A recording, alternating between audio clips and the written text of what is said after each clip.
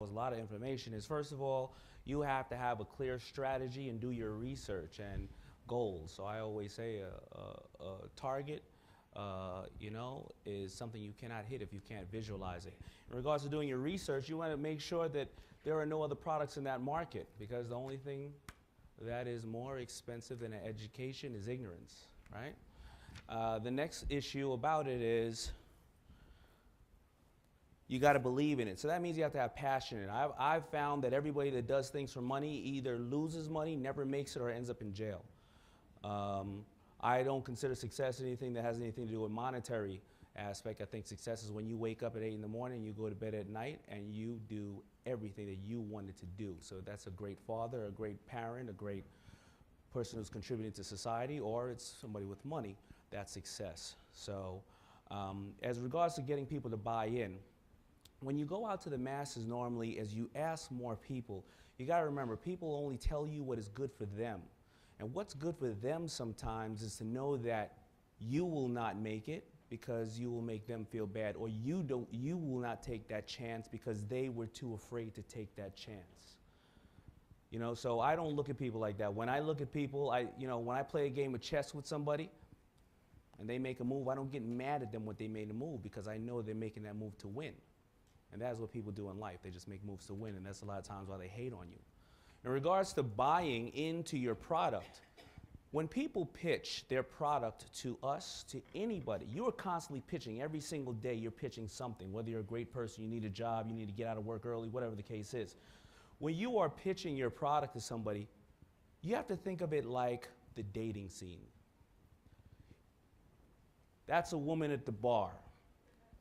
I am pitching my product to her. If I walk up to her, I'm not going to say, you know what? I'm going to let you take me home.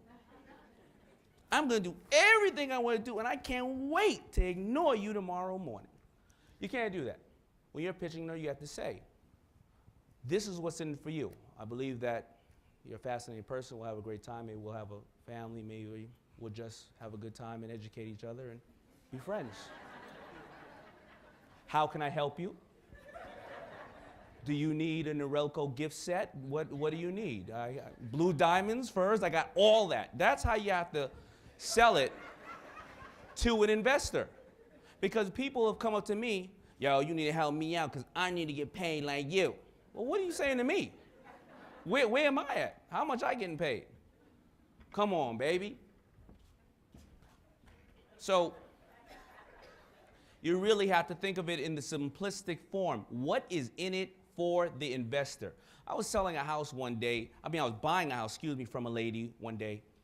And it's a beautiful house. It was about $2 million. She would not sell me the house unless she can keep the refrigerator. And that time my wife was like, hell no, she ain't keeping the refrigerator. I was like, yo, it's 2 minutes. She ain't keeping the refrigerator. So what did I do? I said, you can take the refrigerator, but let me keep the Benz in the driveway.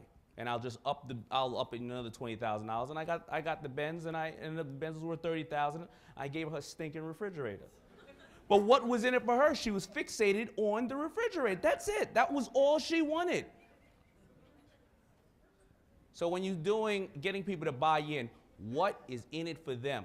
You know, my 4 partners in FUBU, my guys I grew up in the street with, FUBU had 05 on it because there was always a 5th partner that never stuck around.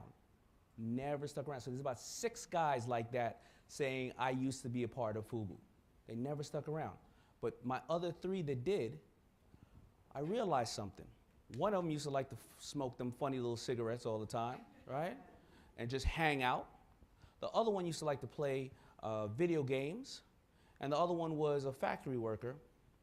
And I realized the factory worker was the soldier, and he was always willing to go out and do the things that we wouldn't want to normally do, everyday ship and bag things and everything else.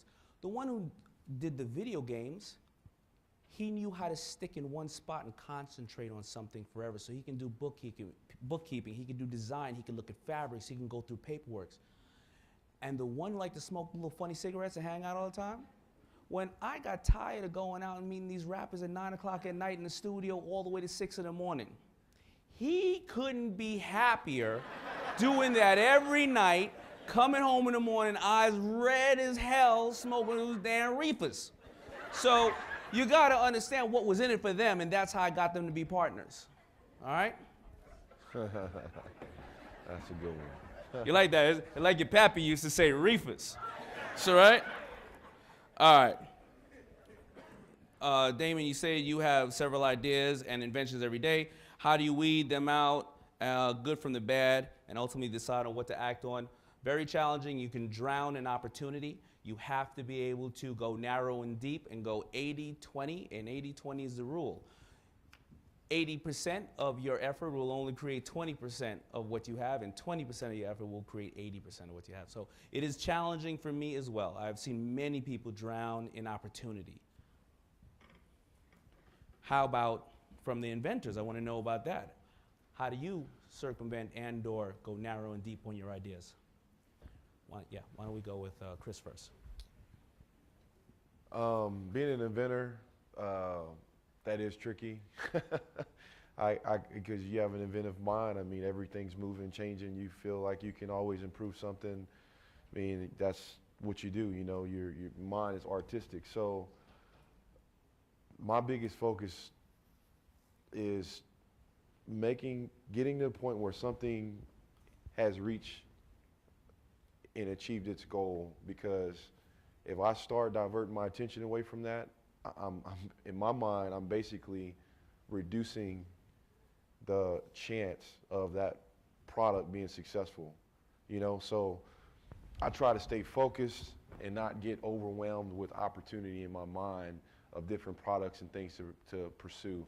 I have a jack that I invented, and basically this jack, you know, it locks in place. It's a jack stand and a bottle jack, 2-in-1.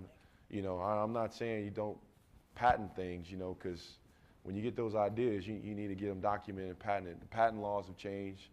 You know, now it's first to file, you know, so the poor man patents are pretty much non-existent anymore.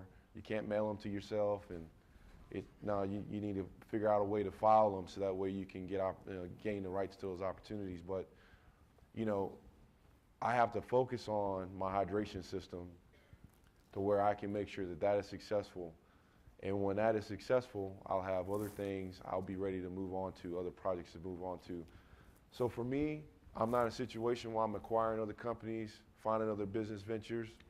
So the best way for me to answer that question is about my product specifically, because I have hundreds of them in my mind, but there's one of them I'm focused on, and the other ones I'm just filing away. And that's pretty much what I do. 1 second, Mike. You want to elaborate on that? Because I think I got the perfect one for you. All right. So so when I started Fubu, there really wasn't websites and everything else. I just got in people's face with my shirts, right?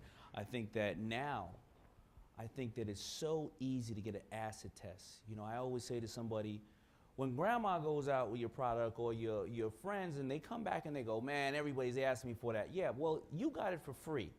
And you're telling everybody about it because you love the person. But when a person who has no idea who you are digs in their pocket and pulls out their hard-earned money and puts the money on the wood, right? That's when you know that's an acid test. So somebody sat here and said, how do you find the resources to start a web-based business? And I'm talking about going out to the world and letting absolute strangers go, I like it or I don't like it. So that's probably you. Okay. Yeah, I got a couple thoughts on that. Hit me. If you're take it from two perspectives. First off, if you got an invention idea, I want to give everybody another website, edisonnation.com. edisonnation.com. Now, I actually did a deal with edisonnation.com, which is a great company, website. and they are Charlotte-based company that they do research, molds, patents, and they will share I think they will share 50% of your patent, and they will create your product and take it from there. And I'm sorry, I don't know the name. It's Edison Nation that does a certain aspect, but there are other companies called Inventus, right? Yeah. Inventus, and it's really spelled weird. How do you spell it? ENYBYNTYS or something like that. But proceed. I'm sorry. But yeah, on Edison Nation, what's cool about that is, I mean, there's companies that will go there, and they actually sponsor what they call these live searches, and they're looking for specific ideas in a certain segment. For instance, PetSmart was on there, and they're looking for pet products. Walmart was on there at one time. And you will never get access to these companies, these stakeholders who are making these decisions. That's why I'm saying, and I've been in this since, basically since I graduated in 2002. And recently, I would say in the past 3 years, these companies have come up and are really helpful to inventors. In the past, like I said, there was a lot of companies that were, they're taking upfront fees. They're saying they're promising this and that. We'll bring your idea to market, $10,000, this and that. And they were totally fraudulent. I mean, they're just taking people's money and they're still existing. But now there's a lot of great tools out there. EdisonNation.com is one of them. Well, remember also, it wasn't just about the inventing, it was web-based business. And I also, dabbling in things, I've came up with a few websites. One resource I would put out there for website design is freelancer.com. That's where you can go on there, and it's basically what it is. It's freelancers. If you have a unique idea, I'm not talking about just if you need a real estate site, you can just get a template for that. But if you got a unique idea like Twitter, or you want to come up with a new website from scratch, that's where you want to go. You want to get a real designer. Of course, you can always partner with a official web design firm, but freelancer.com has some very competitive prices for the at-home type entrepreneurs, and that's a good resource I use. Okay.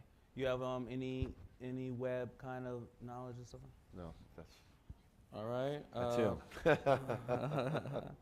Oh, so this one is I'm trying to read the writing. I'm sorry if I may mess it up, but it says, can you expand on the process involved with? Does it say selling the process, selling the patent?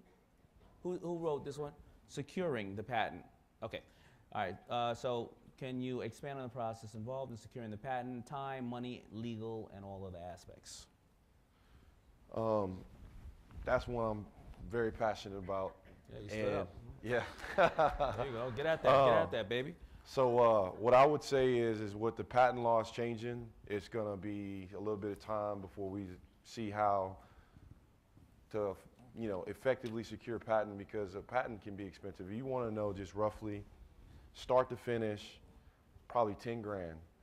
And that's making a deal with a patent attorney. One of the number one things you want to make sure a patent attorney is going to do is incorporate in the fees any interaction he's going to have with the USPTO if they push back on your patent, because he's going to have to put more legal time into responding to the patent attorney's office, justifying why your product is patentable, okay? So make sure that he's going to do everything soup to nut. 10 grand is probably a safe budget. I've paid, $7,500, but that's realistically. So you think of that, it's like, man, what do I do? We used to be able to document it, be as detailed as you can, mail a couple copies to yourself certified. That's called poor man's patent, because those would expire.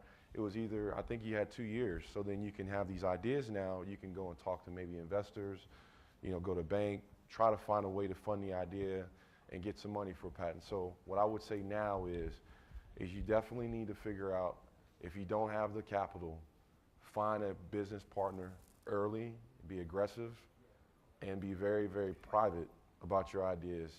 Mail them to yourself still. I would still say that, because in case somebody burns you, you still got the court system. But I would say we're going to have to. If you don't have money, you're going to have to figure out a way. Now, what I foresee a lot of major entities becoming competitive and starting to bring more programs like Edison, the Edison company, to us to partner, because they're going to want to eat these ideas up now, because it's first to file, it's competitive. Now the good thing about Edison Nation is